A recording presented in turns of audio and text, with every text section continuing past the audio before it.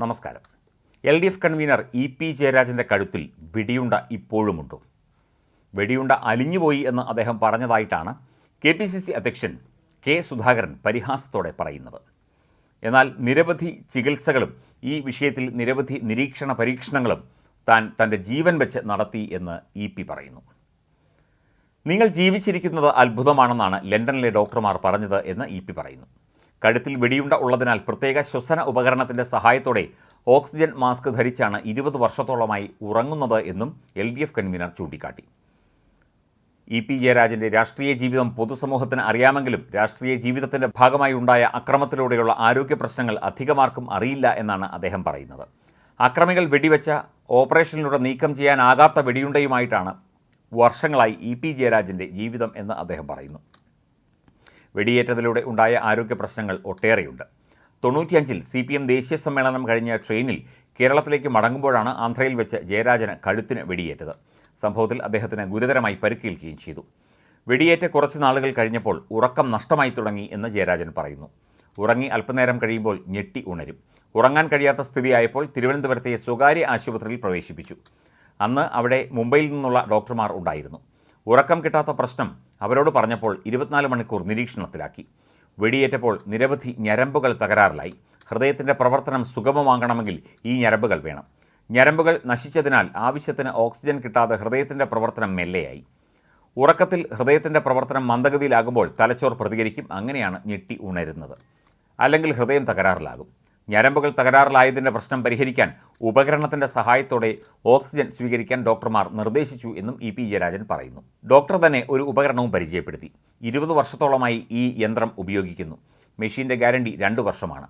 രാത്രി ഉറങ്ങുമ്പോൾ മെഷീൻ പ്രവർത്തിപ്പിച്ച് മാസ്ക് ധരിച്ചാണ് കിടക്കുന്നത്. അതല്ലെങ്കിൽ ഉറങ്ങാൻ കഴിയില്ല. യാത്ര പോകുമ്പോൾ ഈ മെഷീനുമായിട്ടാണ് പോകുന്നത്. ആദ്യകാലത്ത് വലിയ മെഷീനായിരുന്നു, ഇപ്പോൾ ചെറിയതാണ്. ട്രെയിനിൽ യാത്ര ചെയ്യുമ്പോൾ രാത്രി 11 മണിക്ക് ശേഷം യന്ത്രം പ്രവർത്തിപ്പിക്കാൻ കഴിയില്ല. റെയിൽവേ ചട്ടം അങ്ങനെയാണ്. അതിനാൽ രാത്രിയുള്ള യാത്ര പരമാവധി ഒഴിവാക്കും. ഇപ്പോൾ വന്ദേ ഭാരതിലാണ് യാത്ര ചെയ്യുന്നത്. കമ്പനിക്കാരുമായി ബന്ധപ്പെട്ട് ഉപകരണത്തിൻ്റെ പവർ ബാങ്ക് ഇപ്പോൾ വാങ്ങിയിട്ടുണ്ടെന്നും ജയരാജൻ പറഞ്ഞു. കഴുത്തിൽ തറച്ച വെടിയുണ്ട പൂർണ്ണമായി നീക്കം ചെയ്യാൻ കഴിഞ്ഞിരുന്നില്ല. അതിൻ്റെ പ്രശ്നങ്ങളുമായിട്ടാണ് ജയരാജൻ്റെ ജീവിതം എന്ന് അദ്ദേഹം തന്നെ പറയുന്നു. വെടിയുണ്ട നീക്കം ചെയ്താൽ ജീവന് അപകടമുണ്ടായേക്കാം എന്ന് ഡോക്ടർ മുന്നറിയിപ്പ് നൽകിയിരുന്നു. വെടിയുണ്ട കഴുത്തിൽ ഉള്ളതിനാൽ ആരോഗ്യ പ്രശ്നം ഉണ്ടായപ്പോൾ ലണ്ടനിലുള്ള ഡോക്ടറോട് ഇക്കാര്യം ചോദിച്ചു. ആരോഗ്യ പ്രശ്നങ്ങൾ ഉണ്ടാകുമെന്നും ആ പ്രശ്നങ്ങൾ സഹിച്ച് മുമ്പോട്ട് പോവുക മാത്രമേ രക്ഷയുള്ളൂ എന്നുമാണ് ഡോക്ടർമാർ പറഞ്ഞത്. വെടിയുണ്ട മജ്ജയ്ക്ക് അകത്തായതിനാൽ എടുത്തു മാറ്റാൻ കഴിയില്ല. മജ്ജയുടെ ഭാഗത്തു നിന്ന് വെടിയുണ്ട എടുത്തു മാറ്റിയാൽ എന്താ സംഭവിക്കുക എന്ന് പറയാനും കഴിയില്ല. ചിലപ്പോൾ അപകടകരമായ നിലയുണ്ടാകും. ചിലപ്പോൾ ജീവൻ തന്നെ നഷ്ടപ്പെട്ടേക്കാം. അതിന് ശ്രമിക്കേണ്ടെന്നും ഡോക്ടർ പറഞ്ഞു എന്നും ജയരാജൻ കൂട്ടിച്ചേർത്തു.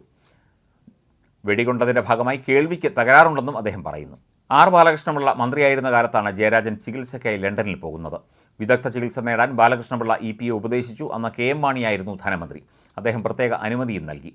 പോലീസ് മർദ്ദനത്തിൻ്റെ ഭാഗമായി കാലിലും പ്രശ്നങ്ങൾ ഉണ്ട്. വെടിവെച്ചവരെ പിന്നീട് കണ്ടിട്ടുണ്ട്. ആന്ധ്രയിലെ ഓങ്കോൾ കോടതിയിൽ പോയപ്പോൾ എന്നെ വെടിവെച്ച ദിനേശൻ സംസാരിച്ചു. താൻ ചെയ്തതല്ല, തന്നെക്കൊണ്ട് ചെയ്യിച്ചതാണ് എന്നാണ് അയാൾ പറഞ്ഞത്. ഇപ്പോഴും ദിനേശൻ ജയിലിലാണെന്നും EP പറഞ്ഞു.